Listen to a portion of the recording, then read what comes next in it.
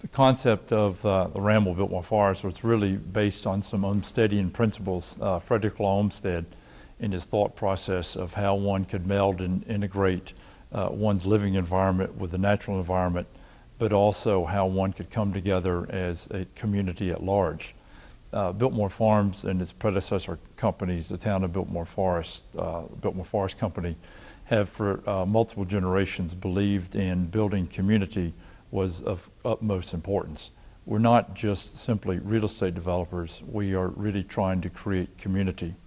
And the way we envision community is that there are 5 tenets of community development, one being education, one being healthcare, one being economic development, one is arts and craft and culture, and the last and the 5th is quality life and environment.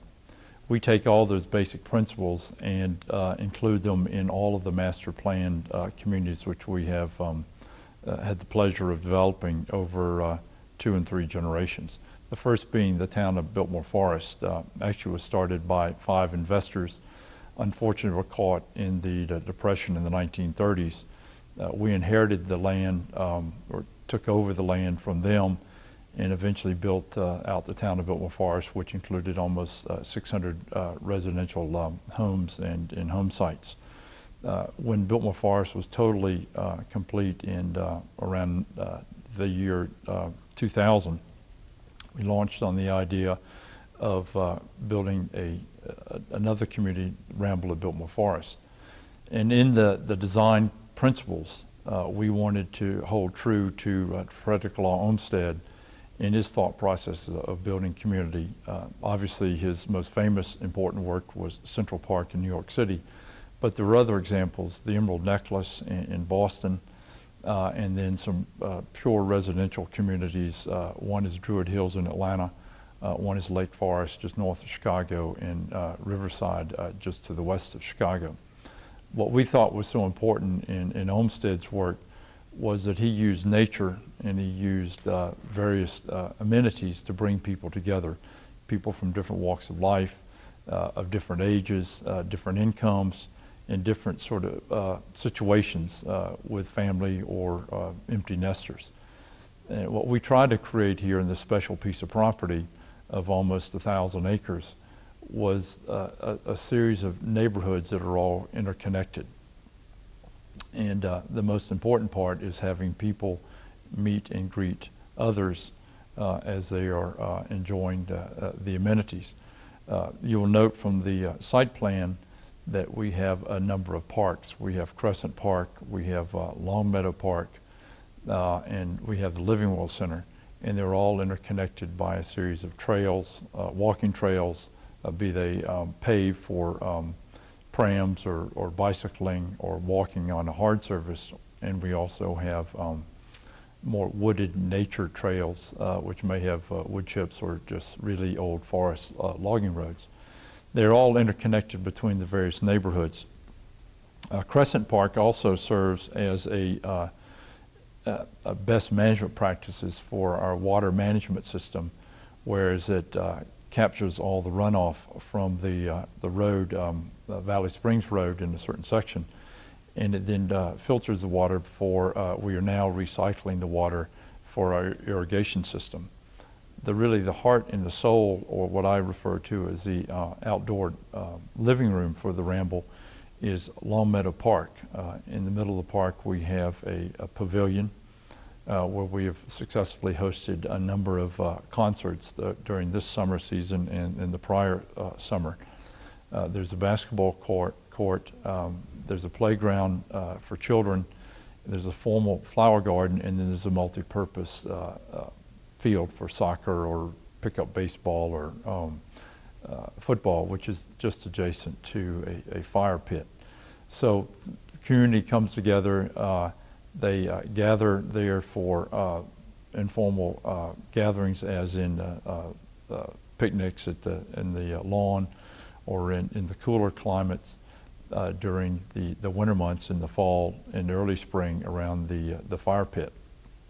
And that is all connected to a series of trails that meander along the creek beds, primarily Dingle Creek, and connect the various neighborhoods, be it the cottages at Greensward, the section in the eastern side of the community, to those home sites and homes more centrally located around Longmeadow Park. Ultimately, the idea is to build out a community of approximately 500 to 600 residences, and all taking full advantage of the natural topography and the beautiful scenery of the Ramble.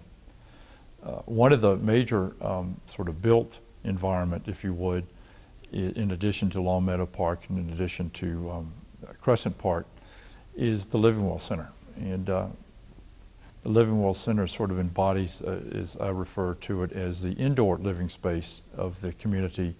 There's a large room can be held for gatherings with a backdrop of a stone fireplace. There's a kitchen which can all ultimately be used for catering, or more importantly, demonstration cooking when we have classes. And we've already held one such dinner. The first inaugural American Truffle Festival was hosted here in the springtime of 2009. On the lower level is a workout facility with the latest in aerobic training and weight training equipment, and there's also a yoga studio, both indoor and a grass lawn outside. Speaking of outside, there's a saltwater swimming pool, lap pool, if you will, but it's also used for children's activities such as outdoor movies in the summer months. All of this to say gives us a building designed by Tom Kligerman of IKB in New York, which complements the outdoor surroundings and natural environment in the Ramble. We deliberately chose Tom Kligerman and his firm because we wanted to impress upon the residents that one can take modern or more contemporary architecture, and depending upon the materials that one uses, it blends in rather nicely with the surroundings. This building is walnut and bamboo floors, has natural stone, and has an inverted roof which traps the water and sends it into a sort of a capture basin before it runs off the site into another retention pond. And this building very nicely and very eloquently complements our preview center, which was the first building we constructed here in the Ramble, which was built by Jim Cutler of Cutler Anderson Associates of Seattle and the Pacific Northwest. We chose Jim for basically many of the same reasons we chose Tom Kligerman. Jim was very sensitive to the natural environment, and as a matter of fact, the building is oriented to the 19th largest oak tree in Buncombe County, and the backdrop for the oak tree is Busby Mountain, is a piece of property which we own, which rises some 1,000 feet from the valley floor. That building is also made of wood from the property, as well as stone, and in that building we've incorporated numerous pieces of arts and craft from the local community surrounding Asheville. And so with the two buildings of the Preview Center and the Livingwell Center, we have our indoor community, indoor gathering spot, which naturally complements the outdoor environment. We hope that you will come and enjoy the Ramble as we do. My family lives here amongst the community, and we hope that you will come visit Asheville. Thank you.